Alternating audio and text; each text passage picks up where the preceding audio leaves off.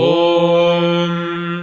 श्रीपूर्णबोधगुरुतीर्थपजोब्धिपारा कामारिमाक्षविषमाक्षशिरस्पृशन्ति पूर्वोत्तरामिततरङ्गचरत्सु हंसा देवालिसेवितपराङ्घ्रिपयोजलग्ना जीवेशभेदगुणपूर्तिजगत्सु सत्त्वनीचोच्चभावमुखनक्रगणैः समेता दुर्वाद्यजापतिगिलैर्गुरुराघवेन्द्रवाग्देवता सरिदमो विमलीकरोतु।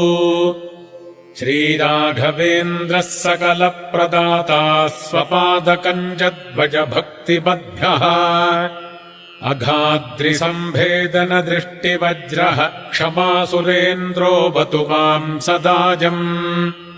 श्रीराघवेन्द्रो हरिपादकञ्जनिषेवणाल्लब्धसमस्तसम्पत् देवस्वभावो दिविजद्रुमोऽयमिष्टप्रदो मे सततम् स भूयात्।